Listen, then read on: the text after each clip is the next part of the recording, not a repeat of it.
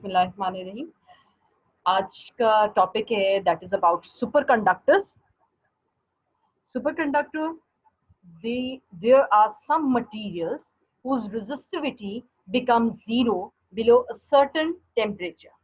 अच्छा, ये कोई क्रिटिकल टेम्परेचर कंसीडर किया जाता है सुपर कंडक्टर्स के लिए कि at certain critical temperature the resistivity of the material become zero. और जब रेजिस्टिविटी जीरो हो जाएगी तो क्या होगा? मैक्सिमम अमाउंट ऑफ कंडक्टिविटी होगी। इनवर्स है, ठीक है ना, इनवर्स रिलेशन होता है रेजिस्टिविटी का कंडक्टिविटी से। तो फॉर सर्टेन मटेरियल ये एक प्रॉपर्टी है किसी मटेरियल की कि एक सर्टेन टेम्परेचर पे, that temperature is known as the critical temperature. उस टेम्परेचर के बाद उसकी रेजिस्टिविटी जो है वो इतनी हो जाती है कि बिकम्स जीरो और वो कंडक्ट करने लगता है। अब ये आप इसमें डायग्राम देखिए, इसके अंदर ये कंडक्टिविटी है, ये टेम्परेचर है। अब जब तक वो ये क्रिटिकल टेम्परेचर नहीं आया, इसके अंदर कंडक्टिविटी नहीं हुई। अब वो क्रिटिकल टेम्परेचर के ऊपर अब इसकी कंडक्टिविटी जो है वो राइज करती है। और ये देखते हैं कि इस टेम्परेचर के ऊपर जैसे उस टेम्परेचर से ग्रेटर का टेम्परेचर करते हैं तो इमेंस अमाउंट ऑफ कंडक्टिविटी हमें नजर आती है। These all materials are called the super conductors. They offer no resistance to electric current and are therefore perfect conductors. ठीक है, उस क्रिटिकल टेम्परेचर के बाद आप टेम्परेचर इंक्रीज करें तो इमेंस अमाउंट ऑफ कंडक्टिविटी है, and these materials are known as the perfect conductors, also known as the superconductors. Once the resistance of a material drops to zero, no energy is dissipated and the current once established continues to exist indefinitely without the source of an EMF. अब उन्हें consider कर रहे हैं कि जब वो critical temperature आ जाता है तब रेजिस्टिविटी जीरो हो जाती है। अब resistivity opposition to the flow of charges जब जीरो हो गया है तो अब कोई डेसिपेशन ऑफ एनर्जी नहीं होगी, और तो करंट जो है it will continue to rise and without any source of EMF वो कंटिन्यू राइज करता रहेगा। The first superconductor was developed in 1911 by the scientists when it was observed that electrical resistance of mercury disappears suddenly as the temperature is reduced below 4.2 K। यानी जब discovery हुई है super conductors की तो सबसे पहले एक मटेरियल जिसमें साइंटिस्ट ने स्टडी किया इन 1911 डिस्कवर किया कि मरकरी जो है जब उसको एट बिलो 4.2 के उस टेम्परेचर के ऊपर गए तो सडनली क्या होता है, इसकी रेजिस्टेंस जो है it becomes zero, the resistance become zero. तो हम कैटेगराइज कर सकते हैं कि they are two types of super conductors. One is the low temperature super conductor and the other one is high temperature super conductor. First जो ये discover हुआ था मरकरी का, it is categorized into low temperature superconductors, or some other types of low temperature superconductors are like aluminum जिसमें critical temperature is 1.18 Kelvin। critical temperature is that temperature जहां पे resistivity becomes zero। after that temperature आप realise करेंगे तो immense amount of conductivity आप observe करेंगे। इसी तरह लेड जो है its critical temperature is 7.2 Kelvin while tin has a critical temperature of 3.72 Kelvin। यानी इसमें very temperature all these material become superconductors, that is the mercury, aluminum, tin, lead, these are all types of low temperature superconductor। the other type is high temperature superconductor। अभी high temperature super conductors में इनका high temperature considerably एक high temperature के ऊपर critical वो point आता है जहां पे ये मटेरियल जो है वो सुपर कंडक्टिविटी यानी परफेक्ट सुपीरियर कंडक्टिविटी शो करवाता है। अब दैट इज अबव 77 केल्विन, और ये डिस्कवर हुआ था, ये न्यू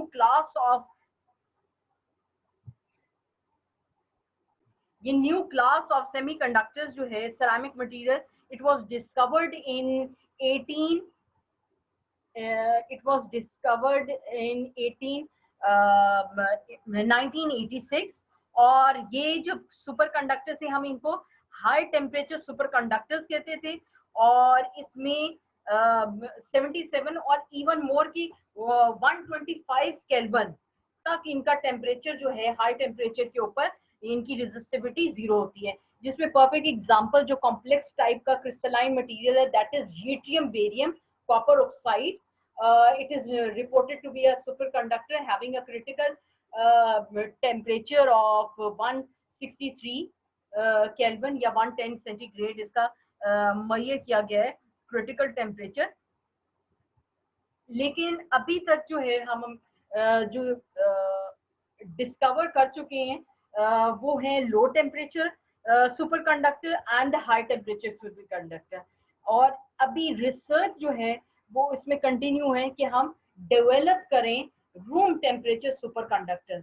ठीक है, तो सुपर कंडक्टर्स जो यूज हो सकते हैं, they are many certain applications of super conductor such as MRI के अंदर ये यूज होता है. आप देखें इसमें स्ट्रॉन्गेस्ट मैग्नेटिक फील्ड प्रोड्यूस करती है. आप सुपर कंडक्टर मटेरियल से स्कैन कर सकते हैं आप उसमें any defects in the brain tissues, कोई ट्यूमर डेवलप हो गया है, कोई इंफ्लेमेशन है इन द टिश्यूज, ये हम डिटरमिन करते हैं, डायग्नोज किया जा सकता है by using the MRI that is the magnetic resonance imaging.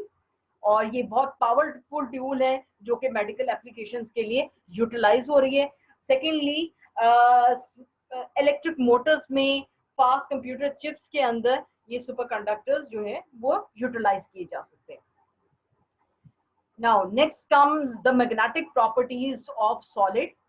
First of all जो magnetic properties के हमने देखा कि अगर आपके पास बार मैग्नेट है, एक तरफ उसके नॉर्थ पोल है, दूसरी तरफ साउथ पोल है, नॉर्थ से साउथ की तरफ मैग्नेटिक लाइंस इमर्ज होती हैं नॉर्थ से और वो मूव करती हैं टुवर्ड्स द, उनकी direction of movement from north to south होती है. ठीक है, तो उसका ये लॉन्ग बार है, उसके अंदर आप देख सकते हैं किस तरह से क्रिएट होती है.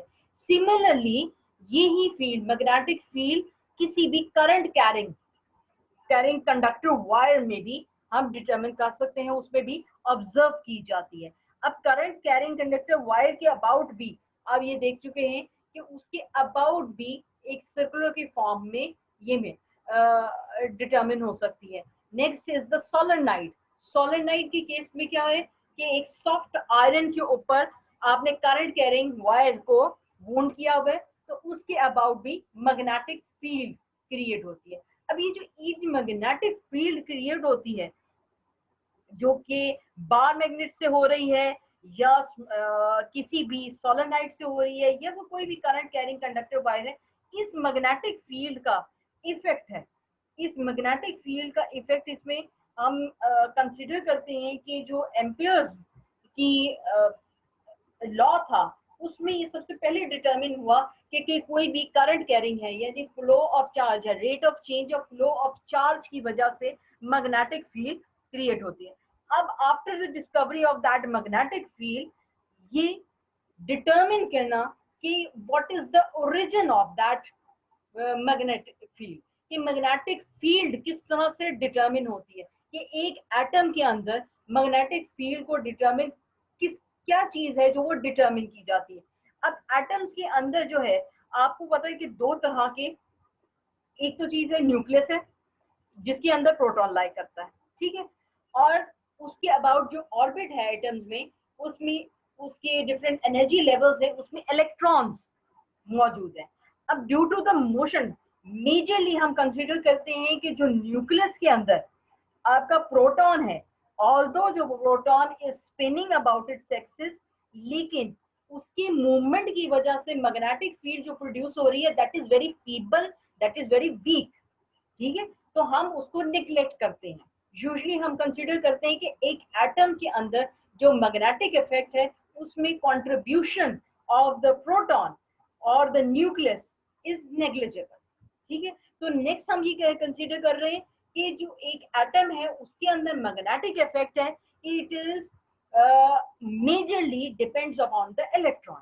अब इलेक्ट्रॉन जो है वो अपनी ऑर्बिट में मूव भी कर रहा है ऑर्बिटिंग मोशन में भी है, एंड सेकेंडली वो about its axis it is also spinning. तो टू टाइप्स ऑफ मोशन उसमें एग्जिस्ट कर रहे हैं।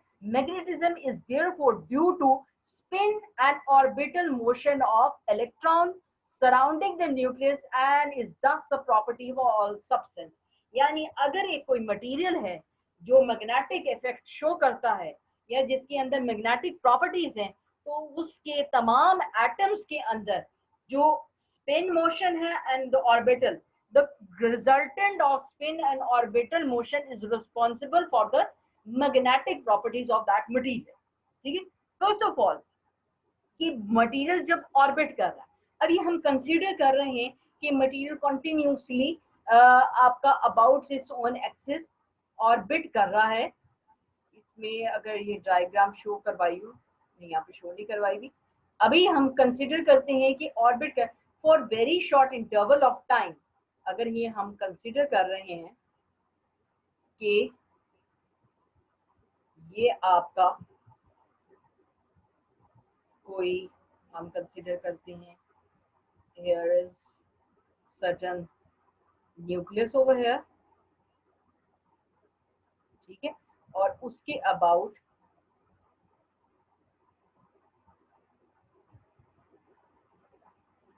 ये कोई आपका इलेक्ट्रॉन है। ठीक है, इलेक्ट्रॉन जो है इट इज ऑर्बिटिंग। अगर कंसीडर करते हैं इसमें 3 टाइप्स ऑफ इलेक्ट्रॉन्स एग्जिस्ट कर रहे हैं, एक यहाँ पे है, 3 इलेक्ट्रॉन्स इसके शेल में है जो ऑर्बिट कर रहे हैं। तो for a very short interval of time, वैसे तो क्या होता है थ्रू आउट द टाइम उनकी डिस्ट्रीब्यूशन सेम रहती है, लेकिन for a very short interval of time अब क्योंकि ये ऑर्बिट कर रहे हैं तो इनकी ऑर्बिटल मोशन की वजह से अब ये जब मूव कर रहे हैं, ठीक है ना, अगर ये इसके बाद ऑर्बिट करते रहते हैं तो for very short interval of time ये हो सकता है कि ये जो आपकी साइड है, अगर ये हम कंसीडर करते हैं that is the right hand side, ठीक है, ये आपकी राइट हैंड साइड है और ये वाली साइड जो है हम इसको लेफ्ट हैंड साइड कंसीडर करते हैं। For certain short interval of time इसकी डिस्ट्रीब्यूशन इस तरह होती है कि आपका ये जो इलेक्ट्रॉन है अगर इस तरफ आ जाए तो charge density about the right hand side increase कर जाएगी, और जहां पे चार्ज डेंसिटी वहां पे इलेक्ट्रॉन की इंक्रीज की वहां पे नेगेटिव चार्ज ज्यादा हो जाएगा, और दूसरी तरफ उसके कंपैरिजन में लेस चार्ज होगा नेगेटिव, तो हम उसको पॉजिटिव और नेगेटिव की फॉर्म में कंसीडर करते। अब जब ये अनबैलेंस और non distribution of charge for very short interval of time होगा, that will generate a magnetic effect. ठीक है, अब उसमें ये मैग्नेटिक इफेक्ट क्रिएट हो जाता है। तो अब हम ये कंसीडर करते हैं कि जब ये ऑर्बिट कर रहा होता है इलेक्ट्रॉन, तो उसकी वजह से ऑर्बिटिंग की वजह से ये टाइनी मैग्नेट्स की फॉर्म में आपका एटम क्रिएट होता है, क्योंकि इसमें इलेक्ट्रॉन जो है वो जब और एक तो स्पिन भी करता है, रोटेट करता है अबाउट इट एक्सिस, जब एक्सिस के अबाउट रोटेट करता है तो उसकी वजह से भी एक मैग्नेटिक फील्ड। तो नेक्स्ट जो resultant magnetic field of the atom है, it is the sum of the orbital motion या orbit magnetic field due to the orbital motion plus the magnetic field due to the spin motion, इसकी combination की form में है। और इसमें क्या है कि अगर कॉम्बिनेशन की फॉर्म में हम ये कंसीडर कर रहे होते हैं तो ये जो मैग्नेटिक इफेक्ट है इसकी स्ट्रेंथ किस पे डिपेंड करती है कि आइदर रिजल्टेंट जो है, resultant of the magnetic field, उसमें दो जो मैग्नेटिक फील्ड है वो आपस में एक एटम की दूसरे एटम की मैग्नेटिक फील्ड आपस में जब एड अप होती हैं तो या तो वो अगर सेम डायरेक्शन में होंगी तो वो ऐड करेंगी, वो आपस में एक दूसरे को उसको सम अप होंगी। अगर डायरेक्शन डिफरेंट होगी तब मैग्नेटिक फील्ड भी ये एक दूसरे के इफेक्ट को कैंसिल आउट करेंगी। तो ये जो कैंसिल आउट अगर करती हैं तो उससे strength of the magnetic field जो है वो रिड्यूस कर जाती है। और ये जो रिड्यूस होती है अगर एक ही डायरेक्शन में तमाम एटम्स की, हम ये कंसीडर करते हैं एटम्स की जो रिजल्टेंट मैग्नेटिक फील्ड है, हर एटम का जो मैग्नेटिक फील्ड है resultant magnetic, it behaves like a tiny magnet. और ये जो टाइनी मैग्नेट की तौर पे हम कहते हैं, हम इसको कहते हैं डाइपोल्स क्रिएट हो गए। अब ये जो डाइपोल्स इसमें क्रिएट हो गए हैं, इसमें आपकी जो मटेरियल हो उसकी नॉर्थ डाइपोल के अंदर एक लूप सा क्रिएट हो गया। अब ये जो लूप क्रिएट है, इसकी एक साइड के ऊपर नॉर्थ पोल क्रिएट हो जाता है, दूसरे साइड पे साउथ पोल क्रिएट होते हैं। हम आइसोलेटेड फॉर्म में नॉर्थ एंड साउथ पोल कभी भी अचीव नहीं कर सकते। इसमें हमेशा क्योंकि ये हमेशा एक लूप की फॉर्म में रहते हैं, तो एक साइड उसकी नॉर्थ रहती है और जिनको सेपरेट आउट नहीं किया जा सकता है। अब ये जो आपकी मैग्नेटिक फील्ड क्रिएट हो गई है, इसमें एटम्स में ईच एटम जो है वो एक टाइनी मैग्नेट के तौर पे एक्ट कर रहा है। तो हमारे पास ये डिफरेंट ये फॉर्म्स आ जाती हैं मैग्नेटिक डोमेन्स की। मैग्नेटिक डोमेन्स में ये कंसिडर करते हैं recent studies of here we can see that अच्छा, two cases arises which have to be distinguished. In the first case, the orbits and the spin axis of the electrons in an atom are so oriented that their fields support each other and atom behaves like a tiny magnet. यानी orbital motion और spin motion जब अपने आप को support करेगा, एक दूसरे के इफेक्ट को कैंसल आउट नहीं करेगा बल्कि सपोर्ट करेगा, तब आपका atom will behave like a tiny magnet. Substance with such atoms, जिसमें ये अब डिफरेंट टाइप्स ऑफ एटम है, on the basis of these magnetic substance में हम डिवाइड करते हैं डिफरेंट विद रिस्पेक्ट। सबसे पहले कि एटम्स जो हैं it behaves like a tiny magnet, और some atoms that do not behave like a tiny magnet. वो जो बिहेव करते हैं atoms like a tiny magnet, वो मैग्नेटिक इफेक्ट शो करते हैं, और जो टाइनी मैग्नेट के तौर पे एक्ट नहीं करते वो मैग्नेटिक इफेक्ट शो नहीं करते। अब उसके लिहाज से हम इनको 3 क्लासेस में डिस्टिंग्विश कर सकते हैं। First class is paramagnetic material, second class is diamagnetic material, and third one is ferromagnetic material।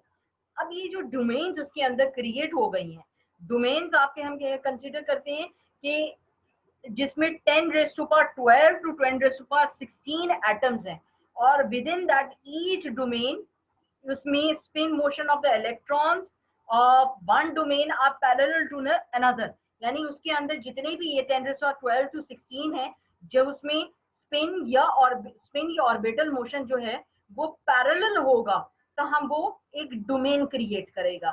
जहां पे वो डिफरेंट होगा वो एक अनदर डोमेन उसमें क्रिएट हो जाएगी। अच्छा, अब first of all the paramagnetic material. The paramagnetic materials को अगर हम क्लासिफाई करें, first of all that is paramagnetic. अब पैरामैग्नेटिक मटीरियल्स के अंदर एटम्स जो हैं they behave like tiny atoms. Atoms जो हैं वो टाइनी मैग्नेट के तौर पे एक्ट करते हैं।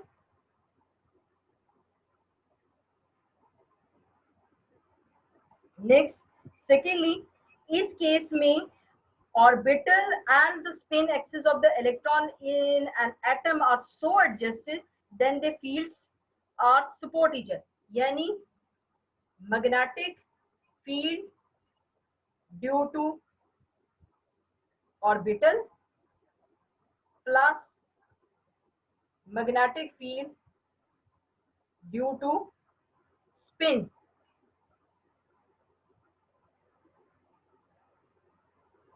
ये एक दूसरे को सपोर्ट करते हैं, यानी एक दूसरे के इफेक्ट को सपोर्ट करते हैं। ठीक है,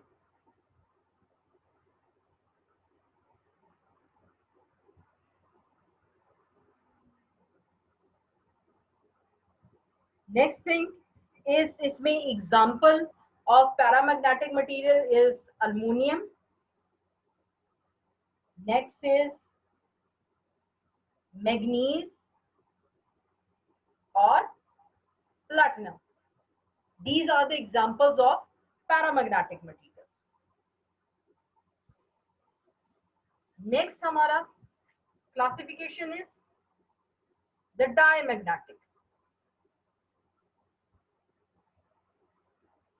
Diamagnetic materials, इसमें atoms they do not behave as tiny magnets।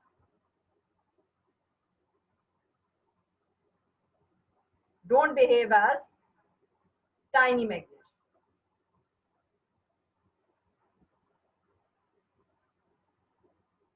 ठीक है, टाइनी मैग्नेट्स के तौर पे एक्ट नहीं करते और इसमें नो रिजल्टेंट मैग्नेटिक फील्ड। अब मैग्नेटिक फील्ड रिजल्टेंट कोई मैग्नेटिक फील्ड एग्जिस्ट नहीं कर रहा। इसका मतलब है कि इसका जो ऑर्बिटल है, ऑर्बिटल कैंसल्स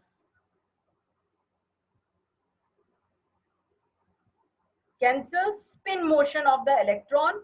तो ये जब आपके एडअप होते हैं, इसमें हो सकता है कि डायरेक्शन ऑपोजिट होने की वजह से ऑर्बिटल मोशन और spin, magnetic field due to the orbital motion and magnetic field due to the spin motion एक दूसरे को कैंसिल आउट करते हैं। इसलिए रिजल्टेंट जो है वो magnetic field is equal to 0। और इसकी एग्जांपल्स हैं, इसकी एग्जांपल में copper is the example, dismiss is the example of that। और हमारी इसमें वाटर भी एक एग्जांपल है, वाटर भी हम कंसीडर करते हैं, it is a diamagnetic material. And the other example is of antimony. Antimony is also a diamagnetic material. So these diamagnetic materials are non-magnetic materials जिसमें atoms behave नहीं करते as a tiny magnet. Now the third one which shows strong magnetic effect are the ferromagnetic material.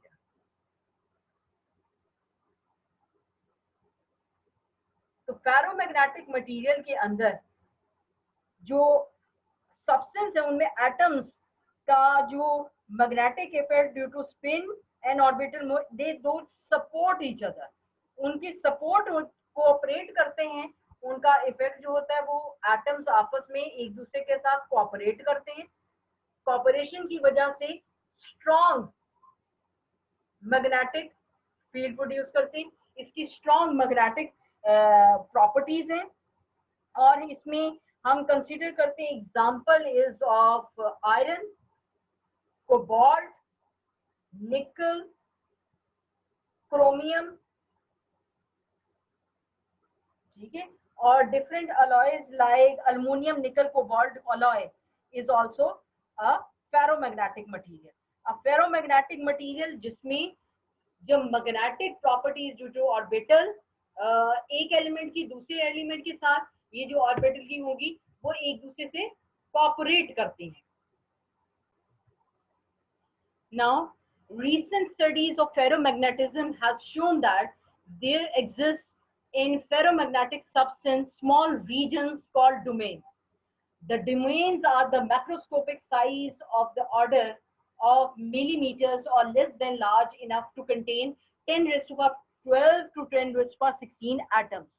अच्छा, अब इसमें देखिए domains, ये किसी भी अनमैग्नेटाइज्ड फेरोमैग्नेटिक मटेरियल को दिखाया गया जिसके अंदर ये एरो साइंस के साथ ये डिफरेंट डोमेन्स क्रिएट होंगे और विद इन दैट डोमेन्स, अब इस डोमेन्स को कौन क्रिएट करता है, ये आपका मिलीमीटर और लेस देन साइज, लेकिन इसके अंदर 10 raised to power 12 to 10 raised to power 16 atoms मौजूद हैं और within that each domain all the spinning electrons are parallel to each other. यानी इसके अबाउट ये जो डायरेक्शन है इसमें इसका मतलब है जितने भी एटम्स हैं उनका spinning motion that is parallel to each other.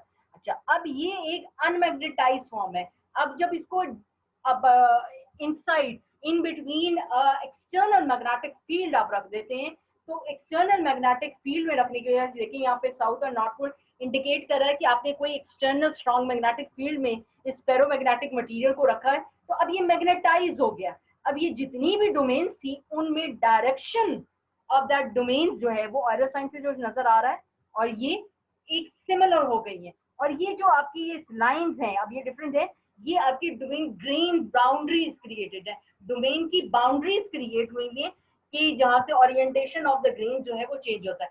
अब ये इसमें कंसीडर करते हैं each domain behave as a small magnet with its own north and south pole. यानी यहाँ पे ये जो एक ट्यूब के फॉर्म में रह गया, ट्राइंगल की फॉर्म में बन रहा है, ये एक मैग्नेट के तौर पे एक्ट करता है जिसका अपना एक नॉर्थ एंड साउथ पोल होता है।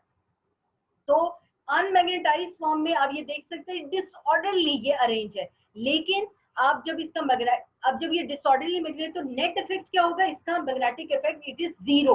अभी ये नेट क्यों है, क्योंकि देखो यहाँ से एक दूसरे को ये कैंसल आउट कर रहे हैं, डायरेक्शन ऑपोजिट है, तो ये एक दूसरे के इफेक्ट को कैंसल, तो overall resultant of that whole substance magnetic field, magnetic effect is zero. लेकिन जब वो मैग्नेटाइज हो जाती है तो अब ये एक ही डायरेक्शन में है, तो सपोर्ट कर रही है, एक दूसरे को सपोर्ट जब करेंगी तो इंक्रीज होगा magnetic. When the specimen is placed in an external magnetic field as that of solenoid, the domains line up parallel to the lines of external magnetic field. अब ये देखिए parallel to the lines of external magnetic field, ये अपने आप को arrange कर लेंगी।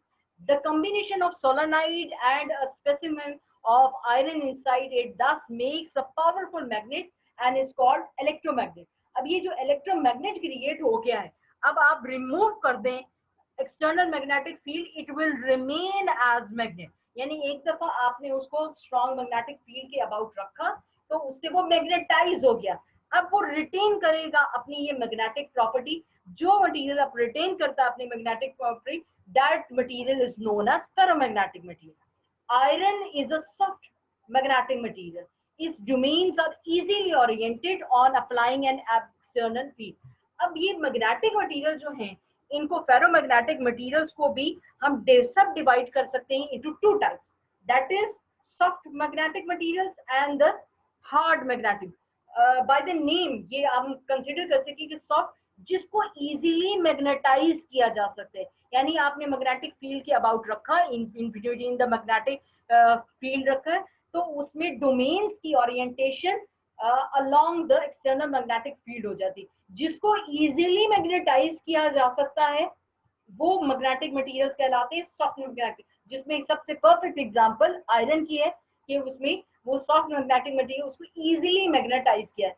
This is desirable in an electromagnet and in also in transformer, यानी ट्रांसफार्मर में जो हम यूज करते हैं या हम आयरन इसी यूज करते हैं कि वो इजीली मैग्नेटाइज हो जाता है। और domains in steel on the other hand are not so easy to orient to other, यानी स्टील जो है वो मैग्नेटिक इफेक्ट शो करता है, लेकिन strength of the external magnetic field बहुत हाई रखनी पड़ती है जिस ताकि वो ओरिएंट कर सके इनटू डायरेक्शन में। जब ओरिएंट होगा तब मटेरियल को कहेंगे हम मैग्नेटाइज है, ठीक है। इसी तरह the steel makes a good permanent magnet and is known as hard magnetic material. लेकिन एक प्रॉपर्टी क्या है कि सॉफ्ट मैग्नेटिक मटेरियल जितनी इजीली मैग्नेटाइज होते हैं उतनी ही इजीली उनको डीमैग्नेटाइज किया जा सकता है, जबकि हार्ड मैग्नेट जितनी डिफिकल्टी के साथ मैग्नेटाइज होते हैं उतना ही डिफिकल्टी के साथ उसको डीमैग्नेटाइज किया जा सकता है, तो ये आपके परमानेंट टाइप के मैग्नेट्स बन जाते हैं।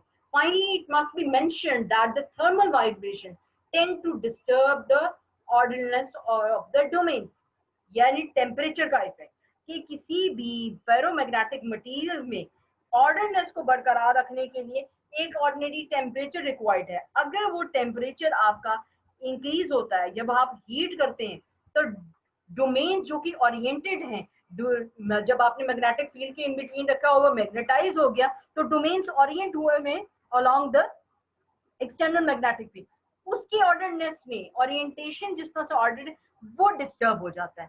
सो दिस प्रोसेस स्टार्ट्स के ये टेम्परेचर कौन सा, क्यूरी टेम्परेचर कहलाता है, और क्यूरी टेम्परेचर को हम डिफाइन करते हैं the temperature at which the material begins to lose their ordinance due to the increased thermal motion is called Curie temperature. Above this Curie temperature, iron is paramagnetic, not ferromagnetic. यानी अगर आप इस Curie temperature से above temperature में करेंगे, जब वो ordinance अपनी जब ऑर्डिनेंस उसकी नहीं रहेगी तब वो मटेरियल फेरोमैग्नेटिक नहीं रहेगी, यानी iron above the Curie temperature एक पैरामैग्नेटिक मटेरियल में कन्वर्ट हो जाता है। और ऑल्दो पैरामैग्नेटिक मटेरियल भी मैग्नेटिक इफेक्ट शो करता है, लेकिन एज लॉन्ग एज आप मैग्नेटिक फील्ड अप्लाई करते हैं वो आपको मैग्नेटिक इफेक्ट शो होगा। जब आप मैग्नेटिक इफेक्ट वो एक्सटर्नल मैग्नेटिक फील्ड रिमूव कर देते हैं तब वो डीमैग्नेटाइज हो जाता है, वो मैग्नेटिक इफेक्ट नहीं शो करता।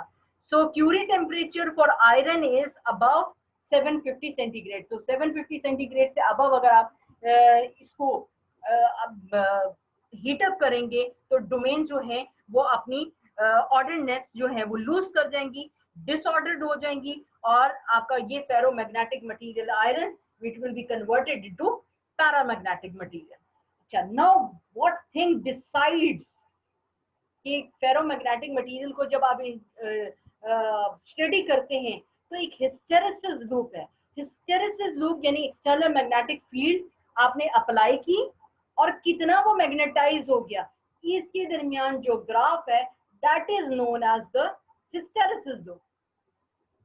अब ये मटेरियल को आपने जो रखना है, हमने ट्रांसफार्मर के केस में भी दिया क्या था कि ऐसे मटेरियल रिक्वायर्ड हैं जिनका हिस्टेरेसिस लूप क्या है, जिनका area of the hysteresis loop small हो।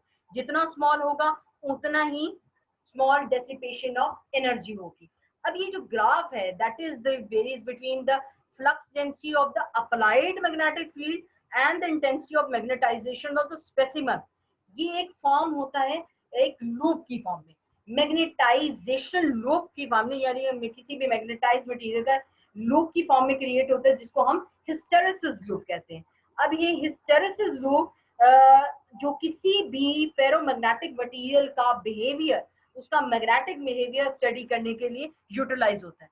अब ये कंसीडर करते हैं कि अगर जैसे आपने एक बार ऑफ आयरन कंसीडर किया है which is place in solenoid, अगर सोलेनाइड के अंदर आप वो सॉफ्ट आयरन यूज करते हैं, जब ऑल्टरनेटिंग करंट उसमें से फ्लो करता है, अब जब वो पॉजिटिव पीक पे था तब आपका ये आयरन फुल्ली मैग्नेटाइज हो जाता है in one direction, and one the current जब नेगेटिव साइकिल में जाता है ऑल्टरनेटिव, तब ये फुल्ली जो है मैग्नेटाइज हो जाते हैं बट इन अपोजिट डायरेक्शन।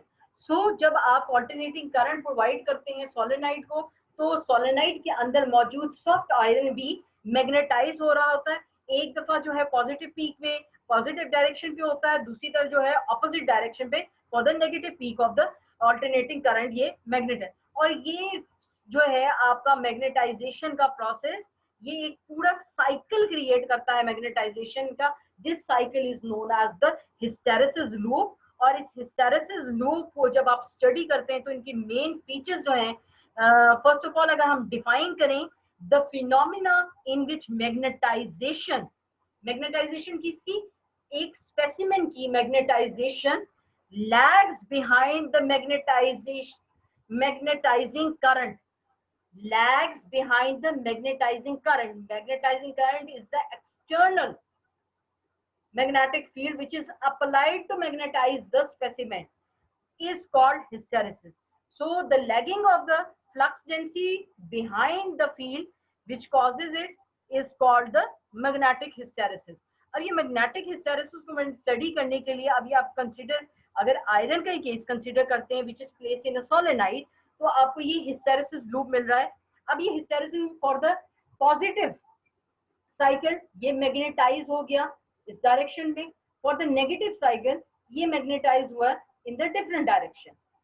अब इसको हम स्टडी अगर करें तो इसकी डिफरेंट फॉर्म है। अभी इसको पोर्शंस में डिवाइड किया हुआ है हिस्टेरेसिस लूप को। The portion of OA of the curve is obtained when the magnetization current is increased। पहले स्टार्ट किया आपने, ऑल्टरनेटिंग करंट प्रोवाइड किया, इंक्रीज करता जा रहा है और वो मैग्नेटाइज हो रहा है, ठीक है। उसमें करंट जैसे जैसे आपको वो इंक्रीज हो रहे हैं, ये पोर्शन पे हम ये कंसीडर करते हैं, इस पोर्शन पे जब कोई पीक वैल्यू आ जाती है पॉजिटिव पीक, तब ये ए पॉइंट पे गए कि ये मैग्नेटाइज हो गया। आफ्टर दैट पोर्शन AR, ये पोर्शन क्या है कि जब करंट ने डिक्रीज करना शुरू कर दिया। अब ये हम कंसीडर कर रहे हैं इन द केस के, अगर इसमें ये अगर हम कंसीडर करें कोई इस तरह की फॉर्म अगर हमने बनाए,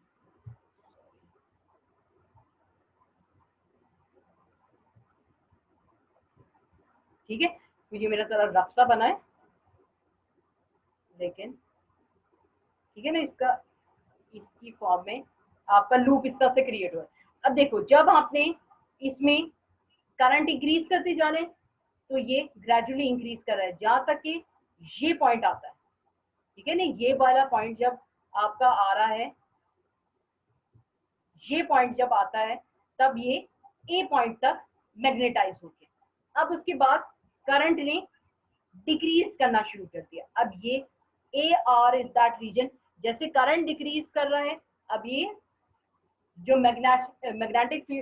मैग्नेटिज्म है यहाँ पे बी है, जिसमें strength of the magnetic field यानी कितना जो मैग्नेटाइज हुआ था स्पेस में, उसकी वो इंक्रीज कर, लेकिन वो उस रेट से नहीं इंक्रीज कर रहा, ये इंक्रीज करके इक्वल टू 0 हो गया, लेकिन ये इक्वल टू 0 नहीं होगा, इसकी ये कुछ वैल्यू आई है, ठीक है।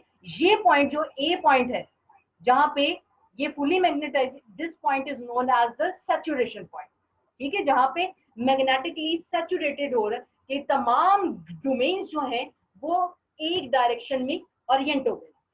अब जब आपका वो 0 हो गया, तब वो ये पॉइंट हुआ कि आपकी मैग्नेटिक फील्ड जो है, मैग्नेटिज्म इन द स्पेसिमेन, ये इक्वल टू 0, वरना क्या रिक्वायर्ड था कि यहाँ ए से वो टर्न होके वापस ओ के बाद, ये ओ पे नहीं आया है, ये आर पे आया है। So this is known as that जब current is reduced to 0 and the material still remains strongly magnetized, इस पॉइंट को हम कहते हैं रेमिनेंस पॉइंट, कि कितनी अमाउंट उसमें। अब इसको कन्वर्ट करने के लिए, अब ये देखो नेगेटिव में अप्लाई की हुई ऑल्टरनेट, नेगेटिव क्या करेगी कि इसके मैग्नेट इसको कंप्लीटली डीमैग्नेटाइज करेगी, डीमैग्नेटाइज करके ये 0 बनाएगी, इसकी बी की वैल्यू यहाँ पे इस ओरिजिन पे इक्वल टू 0 हो गई, ठीक है ना। According to the Y axis आप देखें तो ये पॉइंट है जहां पे वो 0 हो गई, लेकिन वो जब 0 हुई है, डीमैग्नेटाइज करने के लिए, रिड्यूस टू मैग्नेटिज्म टू 0, ये आपका था कोरोसिव करंट, कि कितना करंट रिक्वायर्ड है in negative direction to completely demagnetize the material. अब जितना ज्यादा करंट रिक्वायर्ड होगा, उतना ही ज्यादा क्या होगा, उसी हिसाब से हम कंसीडर करेंगे कि इसके अंदर उतनी ज्यादा ये परमानेंट मैग्नेट है, ठीक है, उतनी ज्यादा इसमें डिफिकल्ट है मैग्नेटाइजेशन को रिमूव करना। तो कोरोसिविटी जो है इसमें ये रिप्रेजेंट करती है, corrosivity of the steel is greater than the corrosivity of iron, क्योंकि वो हार्ड मैग्नेट है। जितना मैग्नेट हार्ड मैग्नेट होगा, उसमें कोरोसिविटी की वैल्यू ज्यादा होगी, उसको इतना ही डिफिकल्ट होगा डीमैग्नेटाइज करना, अगर बनिस्बत एक सॉफ्ट मैग्नेटिक मटेरियल के जिसको इजीली डीमैग्नेटाइज किया जा सकता है। अच्छा, अब नेक्स्ट ये एक नेगेटिव में पीक आई है, ये अगेन एक अपनी सैचुरेशन एरिया पे, तो यहाँ तक ये पूरा फिर अगेन ये 0 पे जाएगा। ये पूरी एक कोरोसिविटी की अब यहाँ पे भी वैल्यू क्रिएट हो गई, यहाँ भी एमिनेंस की क्रिएट होगी, तो ये पूरा एक क्रिएट करता है जो loop, that is known as the hysteresis loop. अब ये जो हिस्टेरेसिस लूप आपका क्रिएट हो गया, अब फॉर हार्ड मैग्नेटिक मटेरियल इसका जो एरिया है ऑफ द लूप ये बड़ा होता है, और जबकि for the soft magnetic material ये जो एरिया है दैट इज स्मॉल। तो इस एरिया के ऊपर डिपेंड करता है कितना मटेरियल में एनर्जी डेसिपेशन होगी, दैट इज कि उसको डेसिपेशन कितनी होगी, कितनी amount of energy is required to demagnetize that material. This is the energy required to do the work against internal friction of the domain. यानी डोमेन्स एक दफा ओरिएंट हो गए, पहले डोमेन्स नहीं चाहते थे वो ओरिएंट होना, आपने एक्सटर्नल मैग्नेटिक फील्ड को अप्लाई की, उससे ओरिएंट हो गए, उसके बाद आपने उसके ऊपर वर्क किया ताकि वो एक डायरेक्शन में ओरिएंट हो। आफ्टर दैट अब जब वो ओरिएंट होगी तो आप उसको डीमैग्नेटाइज कर रहे हैं, again you are working to disorient the domain, ठीक है। तो जो एनर्जी डिसिपेटेड पर साइकिल है, that energy dissipated per cycle ये वेरी करती है from hard material to soft material depending on the area of the loop. So the area of the loop decides के whether the energy dissipated is high और small. Suitability of magnetic materials for different purposes can be studied by taking the specimen through a complete cycle and drawing the hysteresis loop. A material with high reactivity या remanence and large corrosive force or corrosivity would be more suitable to make a permanent magnet.